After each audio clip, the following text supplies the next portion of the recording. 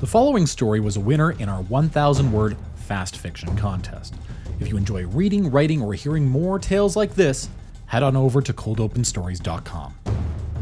Over on the site, check out the fanfiction and original anthologies, as well as other audiobooks and our award-winning full-cast audio dramas. And now, Cold Open Stories presents You Will Never Be a Knight, written by Chris Buxey and performed by Brianna McDowell.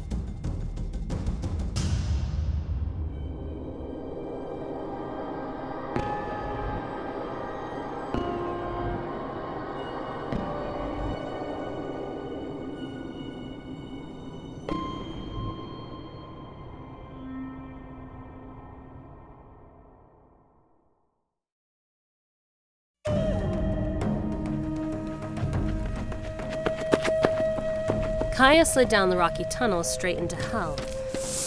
Sulfurous fumes reached up to choke her sharp Aldari senses.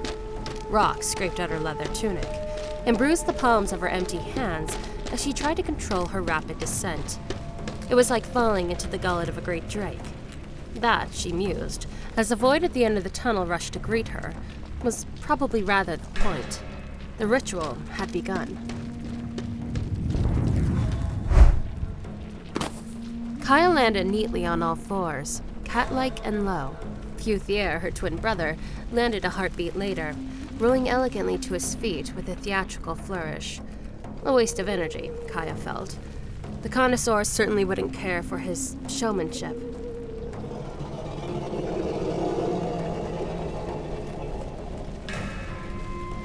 Kaya scanned the gloom of the cavern, remaining close to the ground.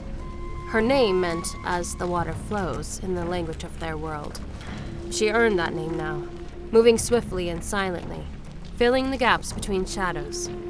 Futhier, Flame's tall glow, lived up to his, striding upright and proud through the cavern. He looked down at his sister, his sharp features lit by the dull infernal glow of the rocks around them, mohawk flawless despite their rapid descent. The connoisseurs can still smell us, no matter how well you hide, sister. In the distant highlands of Maiden's Fall, where the star pines scrapped the sky, the cold blood of the connoisseurs worked against them, turning the lizards into sluggish buffoons. On the sunlit prairies where Kaya's people roamed, the connoisseurs were worthy foes, hunting and killing the mighty Ankledons that the Exodites relied on for their survival. Here, in the boiling dark of the Drake's caverns, the connoisseurs were razor-edged death. It was said the only way to coexist peacefully with a connoisseur, perhaps even win their loyalty, was to steal an egg from a nest and have the connoisseur imprint on you as they hatched. This was how the Dragon Knights gained their steeds. Considering the only place on all of Maiden's Fall where the connoisseurs nested was here in the Drake's caverns, that was no easy task. Scared? Asked Futhier, his hands spread in a mocking gesture that implied Kaya was fearful and incompetent. Yes, whispered Kaya, scared that your arrogance will get us killed. Her open palm invited a response. Futhier sneered, but there was a playful tilt to it. The heat was oppressive, the darkness more oppressive still. Lesser beings would have been blind without technological aid. The faint heat glow of the rock was enough to allow the Aldari twins to navigate. So far, the caverns appeared devoid of life. The only sounds were the breath of hot air sighing through the rocky passages, and the distant grumble of molten rock. Knowing the connoisseurs nested where it was hottest, that sound was their guide through the subterranean labyrinth. A sheer wall slowed them for a moment, the remnants of an ancient lava flow. The passage continued above. The sounds of molten rock flowing had increased to a dull roar, and the hot wind blew across their faces.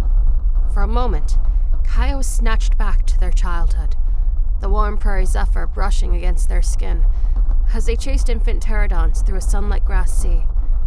Futhier had been more aggressive, more sure-footed. She had been cautious, considered waiting for the right moment to strike, and snatch the fluttering lizards from the air.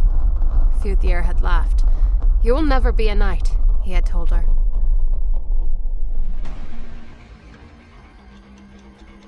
Together they scaled the rock face, easily finding handholds in the crumbling rock.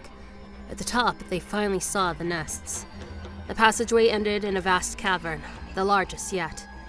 Rivulets of molten rock crisscrossed through a honeycomb of twisted stone and connoisseur nests scrapped from the dirt. Unsettling roars and growls echoed, and shadows danced in the ruddy glow of the oozing rock. The trap was sprung as the Eldari crossed the threshold of the nesting cavern.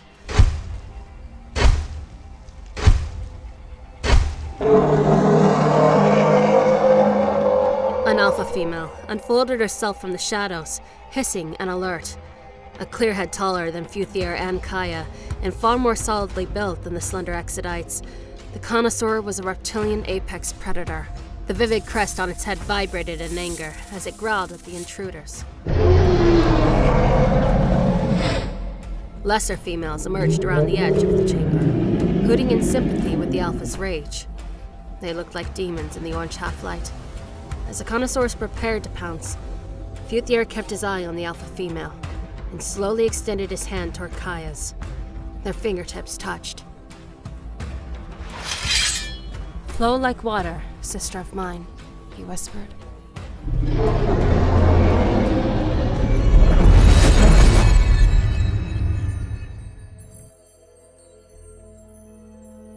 The ritual space was cold and suffused with a white light. A wide wraithbone staircase stretched up before her. The ceiling was lost in the haze above. Somewhere, pinewood incense burned, calm reigned. The spirit world was close to the surface here. It could not have been more different from Drake's cavern. "You have both returned," intoned the seer, his voice cracking with the weight of centuries. "We have," answered Kaya. "You have your prize and still wish for the life of a knight." "We do." The words felt hollow as they left Kaya's throat, like they were spilling from a mouth that was no longer complete. The seer stretched out his wizened hand. Kaya reached into her pouch at her waist and withdrew Futhier's spirit stone, placing it in the seer's palm. "You cannot fight fire with fire," she said quietly.